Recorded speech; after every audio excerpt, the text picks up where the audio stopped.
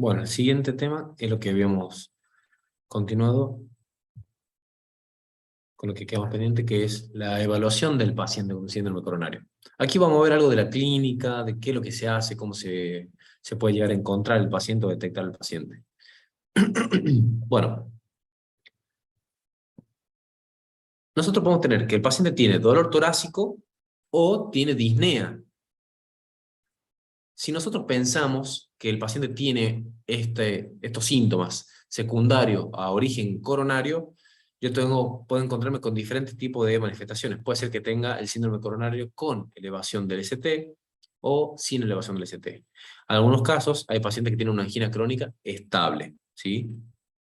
Sepan que a veces el dolor torácico o la disnea puede ser por patologías no coronarias, como ser disección de un aneurisma de aorta, que eso lo vamos a ver más adelante, puede ser por una inflamación del miocardio, o puede ser también por una pericarditis, ¿sí? Vean cómo ambas tres cursan con dolor torácico. La pericarditis es sumamente llamativo. El paciente cuando está con dolor producido por una pericarditis no se puede quedar acostado, sino que se va a inclinar hacia adelante o incluso se va a cunclillar. Nosotros tuvimos un par de años un chico joven, 24 años, había ingresado por dolor torácico, y no se podía quedar quieto en la camilla, sino que se bajó de la camilla y se acuclilló. Algunos incluso llegan a inclinar la cabeza hacia adelante, que es lo que le llaman decúbito en plegaria maometana, que puede llegar a presentarse en algunos casos. Pero si no, muchas veces el paciente lo que hace es se acunclilla para poder reducir un poquito el dolor, es lo que manifiestan los pacientes. El electro no te vamos a tener alteraciones electrocardiográficas en el paciente que hace disección. El paciente con miocarditis puede llegar a tener ondas T negativas y vean cómo sí puede elevar las enzimas cardíacas. Y las pericarditis, podemos saber que tiene una elevación del ST, pero no es en caras vecinas, sino que se va a ver en forma generalizada y también puede elevar enzimas cardíacas. Entonces vean, y ojo, que el dolor torácico puede ser de causas cardíacas, pero no coronarias, es decir, no por un síndrome coronario. Vean que también el dolor torácico puede llegar a presentarse en algunas circunstancias por otras patologías no cardíacas, como ser a nivel pulmonar. El neumotórax también te puede dar dolor de pecho. Las pleuritis o las neumonías también te pueden dar un dolor torácico, que es el clásico punta de costado. Y el TEPA, en algunos casos vean cómo un TEPA también te puede llegar a producir una elevación del ST, y en las enzimas también puede haber alguna elevación. Algunos pacientes pueden tener alguna molestia digestiva, como ser una enfermedad gástrica, como ser una enfermedad ulcerosa, va a tener dolor en la boca del estómago. Ojo, todo paciente que haya dolor en la boca del estómago, también tenemos que hacer un electrocardiograma porque podemos pensar que tiene un infarto de cara inferior, pero vean cómo el electro va a estar normal, por eso hay que hacer el electro a esos pacientes, y las enzimas también van a estar normales. Puede ser que sea un dolor de origen de pared torácica, como ser una osteocondritis, tuvo un golpe o algo. Muchos pacientes consultan por dolor de pecho asustados, pensando que tienen algo coronario, pero le hacen un electro, no tiene nada, y le preguntan, ¿hizo algún tipo de actividad física? Sí, jugué al básquet ayer y me dieron un codazo. Y esa era la causa, la osteocondritis secundaria a un dolor torácico por el mismo golpe. Y esto nos pasaba bastante en las guardias externas. Hay pacientes que vienen con ataques de pánico y con síntomas psicogénicos y simulaban todo el dolor y ellos se lo leen, ¿sí? Saben que es un dolor de pecho, le van a decir que le duele el pecho, que lo oprime, que se le radia el brazo, y ustedes le van a hacer el electro y está normal, le van a medir encima y está normal. Y esos pacientes se quedan ahí en observación en la guardia para descartarlos, porque sí o sí hay que descartarlos, hasta que después se llega a la conclusión de que son síntomas psicogénicos. Bueno, esta es la clasificación del dolor de la Sociedad Canadiense de la angina. Es muy semejante a la clasificación de la disnea, ¿se acuerdan? Clase 1, que es asintomático en la actividad habitual, aparece con una actividad física intensa, por ejemplo, que haga mucho esfuerzo. Clase 2 tiene leve limitación entre actividades, por ejemplo, aparece ante caminar contra el viento, subir escaleras. Clase 3 es al caminar 100 metros llanos. Clase 4 es el paciente tiene ya angina de reposo, con incapacidad para realizar actividades físicas comunes y corrientes. Hay que tener cuidado, ¿no? Porque el dolor torácico o la angina de pecho tiene sus características, su inicio, su localización, que eso ya lo charlamos, la irradiación, la duración. Acuérdense que en el caso de angina de reposo dura hasta 5 minutos, La angina estable, quise decir, perdón, puede durar hasta 5 minutos, y si dura más, ya tengo que pensar que no sea un infarto agudo miocardio. La intensidad, algunos que pueden variar lo que es la intensidad del dolor, y en algunos casos sepan que hay agravantes o aliviantes. El agravante es la actividad física, el aliviante es el reposo o la administración de nitroglicerina o algún vasodilatador. Y hay que ver la fase del paciente, si tiene una fase dolorosa o no. Y también si tiene síntomas acompañantes como ser disnea, etc. Ojo que hay una presentación atípica y hay una población de riesgo, es decir, hay personas que pueden tener, por ejemplo, algunas mujeres no tienen toda la manifestación característica, o la edad más de 75 años, los diabéticos que cursan con infarto sin dolor, o el paciente con insuficiencia cardíaca o tiene antecedente de algún stroke o de ACV. ¿Y qué síntomas son los no clásicos? Que tenga disnea, que tenga taquicardia, que tenga sudoración fría, dolor abdominal, mareos, astenia, indigestión o náusea. Por eso, todo paciente que consulta por dolor en la boca del estómago, tiene indigestión y náusea, no le puedo dar de alta diciendo, tiene gastritis, vaya a la casa nomás, y resulta que estaba infartando y tenía un infarto cardio inferior. Bueno, con respecto al tema de la evaluación, el paciente hay que ver cómo se encuentra. Muchas veces está angustiado, está agitado, y van a ver que tiene signos de shock, incluso está pálido, con el fría, sudorosa, el pulso débil, rápido y lento, y ese paciente puede estar en un contexto de insuficiencia cardíaca o shock cardiogénico. Y hay que tomar en cuenta si el paciente está tranquilo, está con la piel normal, sin alteraciones, la respiración es normal, el pulso es bien, tiene un buen llenado y es fuerte. Hay que ver si ese paciente realmente está normal, porque capaz que le hago unas enzimas y capaz que sí tuvo un evento coronario. Bueno, con respecto a la clasificación del infarto agudo miocardio, esto es con respecto a que el paciente se hace una falla izquierda por una necrosis extensa. Allí el paciente va a hacer un edema agudo de pulmón, en algunos casos, y vamos a ver esto que se llama clasificación de Klipp y Kimball. Clase 1 sería que no hay falla cardíaca, sin riesgos, tiene una mortalidad de 6%. Clase 2 sería que tiene una falla cardíaca leve, lo ocultamos, tiene yales bivasales. Clase 3 hace edema agudo de pulmón. Y clase 4 tiene shock cardiogénico. Y vean la mortalidad como aumenta a 81%. Esto ya lo saben. Es un estudio que se llamó Interheart que descubrió los factores de riesgo desfavorables y los favorables. Ya los hemos mencionado. El tema del tabaquismo, la diabetes, la hipertensión. Aquí el estudio menciona el tema de las apolipoproteínas B, las personas que tengan LDL aumentada, que es el colesterol malo, la obesidad abdominal y factores psicosociales. Es decir, el estrés a veces puede ser un gatillante en una persona predispuesta a hacer un infarto agudo miocardio. Factores favorables sería el ejercicio, consumo de vegetales, menor consumo de alcohol y dejar el tabaquismo también.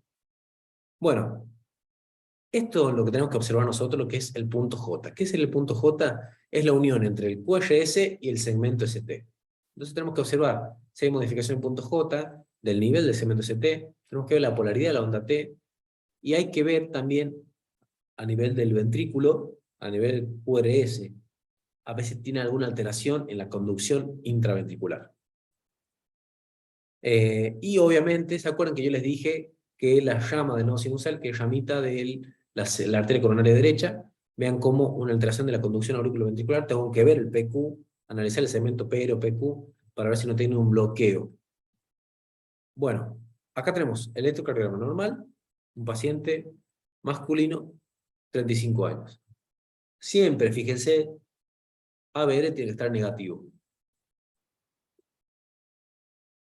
Bueno, esto es un gráfico sencillo, pero que trata de explicar cuáles son los hallazgos que se va a detectar en la evolución del infarto con miocardio.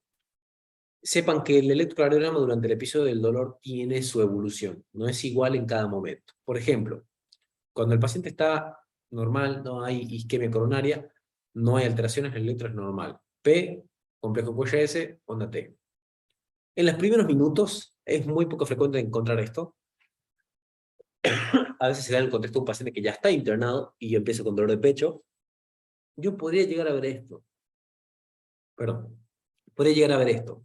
Las ondas T bien picudas, bien altas, que sucede en los 15-30 minutos. Después, a la hora, empieza a elevarse el punto J, ¿sí? Y vemos cómo hay un supra-ST a la 1 o las 2 horas, El paciente, si no se lo resolvió, vamos a ver cómo después empieza a bajar el ST, hay una inversión de la onda T, y ya se produce posteriormente las ondas Q patológicas, que significa que hubo ya necrosis, daño del miocardio. Acá vamos a ver, este es un electro, 12 derivaciones, de un paciente que se detectó con la fase hiperaguda, ¿sí?, del infarto agudo miocardio. Vean cómo tiene esas ondas T bien picudas, bien elevadas, en lo que viene a ser cara anterior, B2, B3, B4, B5. Esto es lo que yo les había comentado con respecto a las alteraciones del electrocardiograma, ¿sí? Lo primero que se ve, que lo que estuvimos diciendo, es esto, la alteración de la onda T. ¿Por qué? Porque lo primero que se va a producir es la isquemia, es decir, empieza a irrigarse poco la arteria. ¿Por qué? Porque está disminuido su flujo, o etc. Entonces, la isquemia es cuando se produce la alteración de la onda T. Cuando yo tengo una elevación de la onda T, que se puede detectar en el infarto hiperagudo, ¿sí?, eso está haciendo referencia a que hay una isquemia del subendocardio, ¿sí?, es decir, del miocardio que está por debajo del endocardio. A veces se puede detectar esto, lo que sería una onda T negativa, y ojo que las ondas T siempre tienen que ser asimétricas, tienen que ser así o así, pero si son bien simétricas, bien regular la forma de cómo la llama que sube de la llama que baja, ahí yo tengo que sospechar que es de origen coronario, ¿sí? Las ondas T asimétricas son normales. Entonces, este paciente que tiene una onda T negativa corresponde a una isquemia subepicárdica, es decir, el miocardio que está por debajo del pericardio. Cuando el infarto evolucionaba, que es lo que hemos mencionado acá, acá vemos, esto sería una isquemia subendocárdica de cara anterior, ¿sí? Nosotros decíamos que cuando el paciente ya empezaba a evolucionar, ¿sí?, ahí podía llegar a hacer la alteración del ST, que evolucionaba a producir lo que se llama la injuria o la lesión. Es decir, primero yo tengo que haber una isquemia para que se lesione el miocardio. Muchas veces lo que viene a ser la isquemia subendocárdica podía llegar a evolucionar a esto, a una lesión o injuria subepicárdica. Y esta es la que hay que prestar atención, porque este es el paciente que apura. Este es el paciente que tiene que pasar a hemodinamia, porque este es el paciente que va a evolucionar a un infarto transmural, que es lo que habíamos dicho en la clase de recién.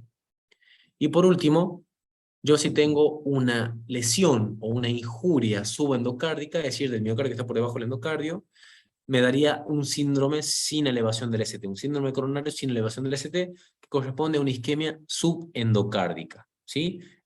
Este paciente, la lesión, como habíamos dicho, la lesión del endocardio, del miocardio por debajo del endocardio, no apura tanto, y es un paciente que sí queda en observación, se le pide enzima, se le da medicación para el dolor, etc., y se puede llegar a explayar un poquito el tema de la cinecoronariografía. Mismo esquema que mostramos en la clase anterior, vemos cómo el paciente acá tiene ya una injuria o lesión, que sería justamente, como hemos dicho acá, subepicárdica, de cara anterior, y ve acá cómo ya colgó las T. Había hecho también lo que sería esto, la isquemia previa subepicárdica, ¿sí? Acá el ejemplo que vimos también hace rato, el paciente que tiene ya, habrá empezado con la isquemia, como dijimos acá, la isquemia subepicárdica, ¿sí?, ondas T negativas, y evolucionó teniendo lo que sería la lesión o injuria subepicárdica, ¿sí?, de cara inferior. Bien. Este cuadradito, el que más se tienen que acordar de grabarse para poder entender un poquito con respecto al electrocardiograma. Acuérdense, si yo tengo la onda T negativa, equivalía a lo mismo que de la lesión subepicárdica, ¿sí? Si yo tengo la onda T positiva, es la subendocárdica, que evolucionaría a una lesión subendocárdica. Bueno, vean entonces la evolución, ¿sí? ¿Cómo es antes? Durante el infarto, acuérdense que muy pocos pacientes llegan en la elevación o el infra, mejor dicho, la onda T negativa, porque esto generalmente el paciente ya pasa un par de horitas hasta que se produce la consulta, ¿sí?, hasta que llega el paciente. Es poco frecuente que el paciente llegue a los 15 30 minutos donde se puede llegar a ver las ondas T positivas, ¿sí? O las ondas T negativas, ¿sí? Que corresponden ya sea a la subepicárdica o la isquemia subendocárdica. Bueno, acá vemos cómo el electrocardiograma de un paciente con pericarditis, el paciente con pericarditis también te va a elevar el ST, pero tiene un ST que es cóncavo hacia arriba, no es bien recto como los que estuvimos viendo acá, ¿sí? O aquí, que está bien en la línea, digamos, por encima de la línea de base, pero no tiene esa forma de concavidad superior como tiene acá, ¿sí? Y a su vez se puede ver una pequeña muesquita en lo que viene a ser eh, el segmento PQ, ¿sí? Entonces, el infarto agudo de miocardio con elevación del ST tiene un ascenso del ST, pero que es convexo, ¿sí? Mientras que la pericarditis tiene un ascenso que es cóncavo, es decir, tiene la curva hacia arriba. ¿Bien? Bueno, esto es un esquema bastante humilde, ¿sí? Bastante humilde, esto de un curso que habíamos hecho, con respecto a la elevación de las enzimas cardíacas. Acá la quisimos poner porque hoy en día ya no se consiguen a veces, o se puede llegar a conseguir, con respecto al tema de las horas, cómo se elevan las enzimas. La primera que se va a elevar, ¿sí? Es la troponina. La línea A, vemos si la troponina es la primera que se va a elevar. Se puede llegar a elevar lo que viene a ser la CPK. Hay una variante de la CPK que es la CPK-MB, ¿sí? Vean aquí la onda C, como la troponina en angina inestable se puede elevar más tardíamente. Y la LDH, que es una enzima que también se puede elevar en lo que sería el infarto agudo miocardio, porque vean cómo llega hasta un pico y después desciende. Pero en el caso de la LDH, en el caso de la LDH, se puede llegar a permanecer más en el tiempo y se utiliza más que nada para control en días posteriores de internación. Entonces la troponina empieza a aumentar a las 2 horas, hace su pico a las 24 horas, la CPK se empieza a elevar a las 3, 4 horas, la troponina tiene una elevación más tardía, como habíamos dicho, en la angina inestable, y la LDH recién después de las 12 horas, entonces no sirve pedir a un paciente en la etapa aguda de la LDH, sí puede llegar a servir si yo quiero comparar la LDH del ingreso con la LDH posterior. Bueno, importante de lo que se hace con el paciente que tiene el síndrome coronario agudo con elevación del ST. Ese paciente que pasa cine coronariografía y se hace colocación de un stent, va a tener una reperfusión coronaria, es decir, sus coronarias se van a volver gigar. Entonces, ese corazón va a tener una disminución de su remodelado, ¿sí? Va a tener mayor estabilidad eléctrica, va a haber una restauración de la circulación colateral y disminución de isquemia recurrente, es decir, que puede volver a tener un nuevo episodio de infarto agudo miocardio. Bueno, esto es una puntuación de riesgo de los pacientes, por ejemplo, cuando llega un paciente a lo que sería, digamos, un servicio de urgencias con síndrome coronario agudo, eh, vean de acuerdo, esto no es que le vamos a preguntar, pero se lo menciono rápidamente, si tiene antecedentes de angina, de diabetes, de acuerdo a la edad, vean cómo aumenta el puntaje. Si tiene una tensión arterial sistólica, aumenta a 3 puntos, la frecuencia cardíaca más de 100.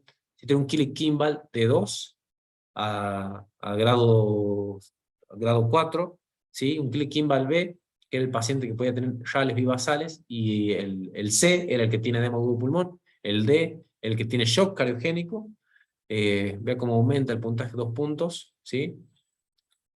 Y obviamente el tema, lo que viene a ser la presentación electrocardiográfica, si tiene ST en B1, B4 o lo que se llama izquierda, si tiene evolución más de 4 horas.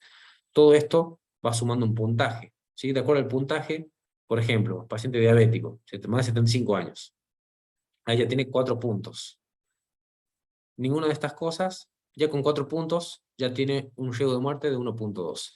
Si el paciente ya tiene más de 8 puntos, ya tiene más de 8% de mortalidad. Eso es todo, chicos. ¿Alguna duda o algo que quieran consultar? Si no, nos vemos ahora a la siesta en el práctico.